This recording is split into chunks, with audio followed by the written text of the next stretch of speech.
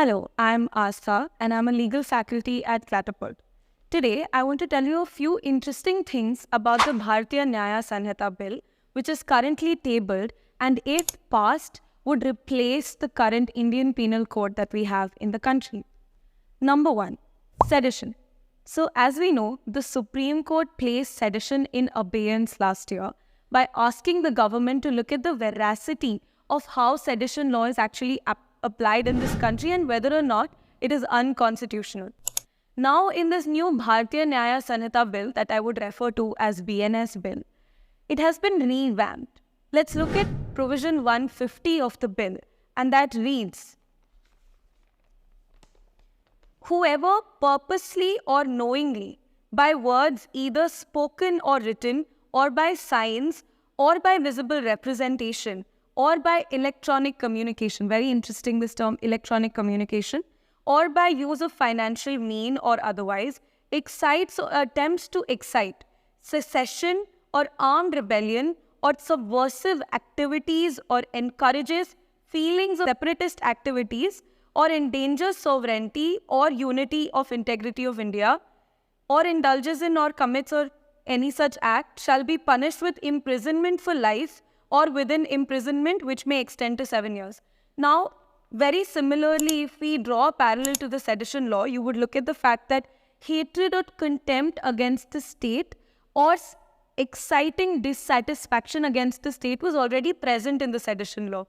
So what they've done is essentially remove the government part, and that could be replaced, or that is replaced, with sovereignty or unity and integrity of India. Now, it is obviously to see whether or not this is passed, and if it is passed, whether this law or this provision will be used just like sedition law was used in the country. But it is extremely exciting, and this is what other scholars also say, that sedition is potentially kept, however, simply changed in its wording in the new BNS bill.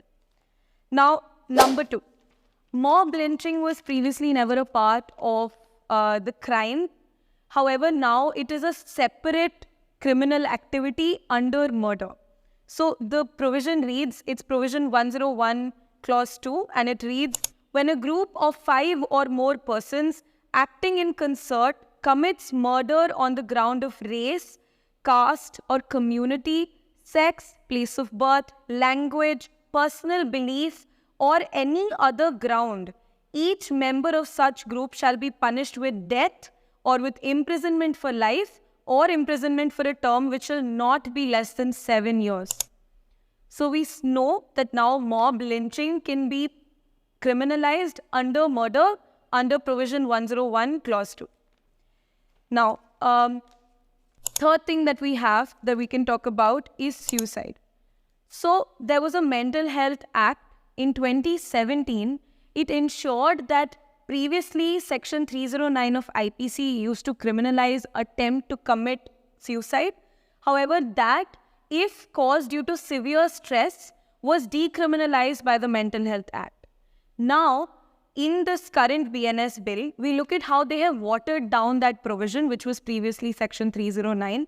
And now, if you look at section 224 of the BNS bill, it states, whoever attempts to commit suicide with the intent to compel or restrain any public servant from discharging his official duty shall be punished. So now we know that only if suicide has been committed with the aim to suppress or oppress somebody who's otherwise performing a public function, only then will it be criminalized. So they've completely watered down the suicide provision that we had before. Final thing that we find interesting is the provision of rape, which is under section 63 of the BNS bill. Now, if you look at that, first thing we note is marital rape is still not criminalized. If you look at exception 2 to section 63, it reads, sexual intercourse or sexual acts by a man with his own wife, the wife not being under 18 years of age, is not rape. So they expressly mention this. Another thing that is interesting is now under offences against women within the provision of rape, you will also notice that if deceitfully a woman has been has consented to sexual intercourse with a man, and that deceit was either to get her a promotion or to promise to marry her but then later on not do that, all of this would also be criminalized. And this is now expressly mentioned under section 69. And if I can read the section, it would be whoever by deceitful means or making by promise to marry to a woman without any intention of fulfilling the same and has sexual intercourse with her, such sexual intercourse not amounting to the offence of rape shall be punished with imprisonment of either description for a term which may extend to 10 years or shall be liable to a fine.